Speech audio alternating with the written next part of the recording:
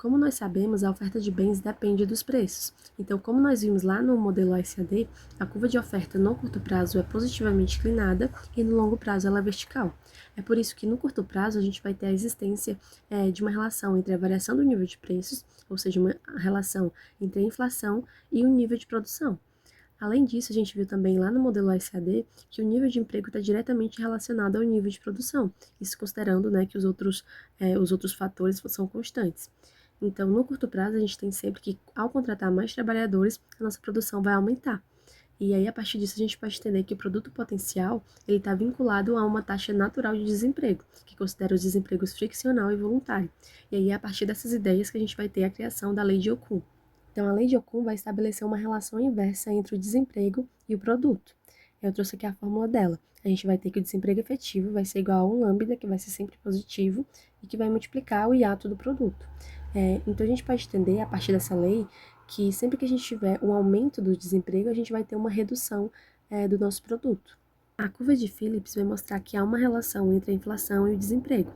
Isso porque ela vai partir lá da lei de Ocum, que mostra que há uma relação inversa entre o desemprego e o produto, e ela também vai partir da curva de oferta de Lucas, que mostra uma relação entre o produto e o nível de preços. E aí, a partir dessas duas ideias, a curva de Phillips vai mostrar que quanto maior for o desemprego, menor vai ser a inflação. E quanto menor for o desemprego, maior vai ser a inflação.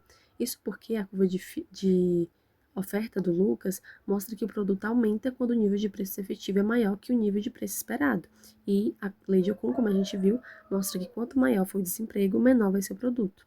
Então, a partir dessas duas ideias, a gente tem essa relação inversa, né, entre o desemprego e a inflação. Então, essa daqui vai ser a curva de Phillips. A gente vai ter que a inflação observada no período vai ser igual à inflação esperada pelos agentes menos um parâmetro que vai mostrar o quanto que a inflação responde ao desemprego, multiplicado justamente pela diferença entre o desemprego observado e o desemprego natural, mais esse ETzinho que é um choque aleatório. Então, essa daqui vai ser a fórmula da curva de Phillips. Graficamente, a gente vai ter isso daqui. A nossa curva de Phillips vai ser negativamente inclinada justamente por essa relação, né, de maior, quanto maior for o desemprego, menor vai ser a inflação. Então, aqui na curva, no eixo X, a gente vai ter o desemprego e no eixo Y a gente vai ter a inflação. Então, a gente vai ter também que as expectativas de inflação e os choques de ofertas vão poder alterar o patamar inflacionário de uma economia, deslocando a curva de Phillips. Então, se a gente tiver, por exemplo, se o T sendo igual a UN, a gente vai ter que essa parte aqui vai estar zerada. E se a gente tiver também que nossa inflação esperada e o nosso choque é zero, a gente vai ter então uma inflação igual a zero, né? Porque todos os termos aqui estão zerados. Porém, se a gente tiver aqui, se a gente manter, né, esse nível de desemprego, mas se a gente tiver alterações nas expectativas ou também no choque de oferta, a gente pode ter uma alteração na inflação. Se a gente tiver que o nosso desemprego aqui permaneceu igual que a gente tinha, mas se aqui, por exemplo, aumentou a nossa expectativa de inflação, então a nossa inflação vai aumentar. Ou se aumentou o nosso choque, a gente vai ter também um aumento da inflação. A mesma coisa se a gente tiver uma redução, né? Se tiver uma redução, aqui permaneceu igual e aqui permaneceu igual também, a gente vai ter uma redução da inflação. Então a gente vê que há sim uma relação que há sim a possibilidade da expectativa de inflação e dos choques econômicos alterarem a inflação. Sobre os choques de oferta e política comutatícia, eu trouxe um exemplo aqui de aumento de preços dos insumos. Quando a gente tem esse aumento do preço dos insumos, a gente vai ter uma redução da oferta e um aumento do nível de preços. Então, aqui, como a gente pode ver no gráfico, a nossa oferta diminuiu para Y' e o nosso nível de preço aumentou para P'. E aqui a gente tem um novo equilíbrio. Nesses casos aqui, o governo vai poder intervir ou não, para resolver o problema que esse aumento do nível de preço dos insumos causou, né, que é o aumento do desemprego. Porque quando a gente tem uma redução do produto, a gente vai ter um aumento do desemprego, como a gente pode ver lá no caso da curva de Phillips. Então, quando o governo não intervém, o mercado vai se ajustar aos poucos. Então, o desemprego que foi causado, né, por aquele choque, ele vai causar uma pressão para uma redução dos salários, e isso vai reduzir os custos de produção e vai permitir a retomada da produção e também do emprego que a gente tinha anteriormente. O contra dessa não intervenção do governo vai ser a queda da produção da produção por um período e também uma queda da renda e do bem-estar. Isso por um período mais prolongado, né? Porque o ajuste vai ser gradual. O pró seria que a gente não vai ter um gasto público e também a gente não vai ter a geração de inflação. A intervenção que o governo poderia fazer seria aumentar a demanda agregada para poder compensar a queda da oferta que a gente teve, por meio de uma política expansionista. Então, a gente teria aqui um aumento, né, como a gente pode ver no gráfico, da demanda agregada, para poder voltar lá para o nível de oferta que a gente tinha anteriormente. Só que, quando a gente tem esse aumento da oferta por meio de um aumento da demanda agregada, a gente vai ter um aumento do nível de preços. Nosso preço vai aumentar mais ainda. Então, um dos contras dessa intervenção do governo é justamente o aumento da inflação e também o risco de perder a credibilidade do controle inflacionário, porque a gente está aumentando a demanda agregada e aumentando o nível de preços, a gente não tem um controle muito bom. E um pró seria que a gente vai ter um retorno mais rápido à produção e emprego que a gente tinha anteriormente. O processo de formação de expectativas de inflação vai depender do comportamento dos agentes em relação às expectativas que eles têm. Então, a gente vai ter dois tipos de expectativas: as expectativas adaptativas e as racionais.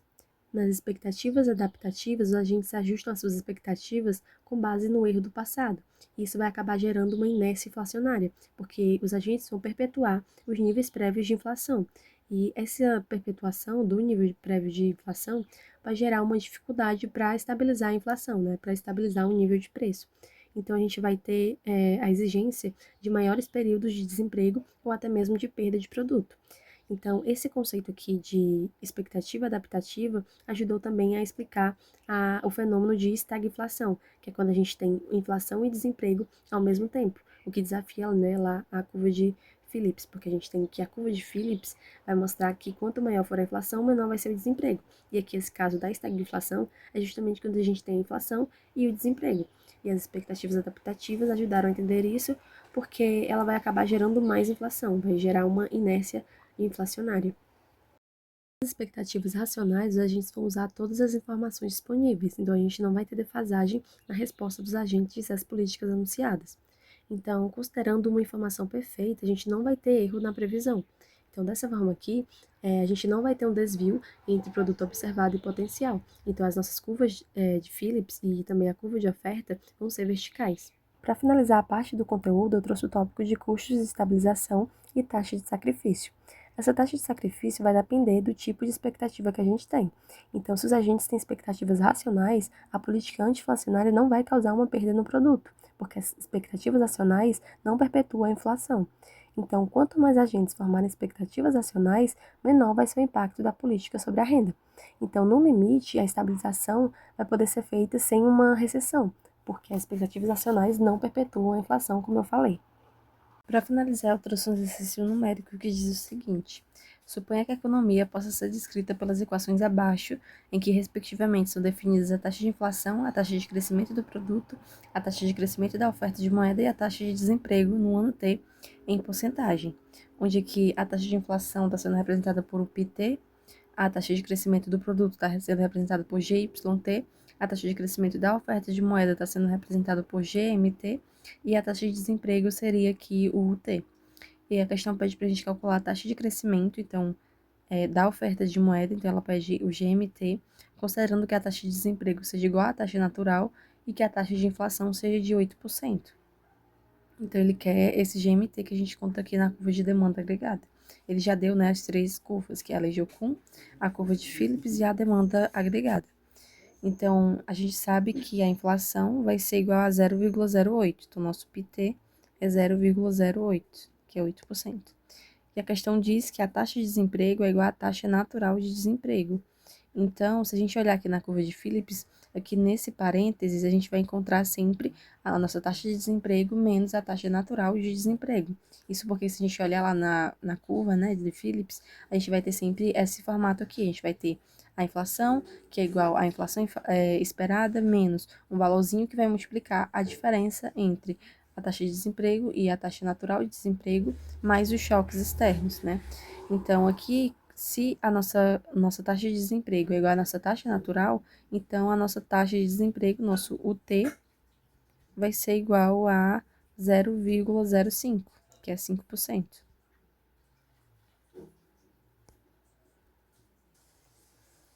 Então, isso aqui a gente já sabe a nossa taxa de desemprego e já tem também a nossa taxa de inflação, a gente pode calcular aqui a nossa curva de Phillips, né? Então, a gente vai ter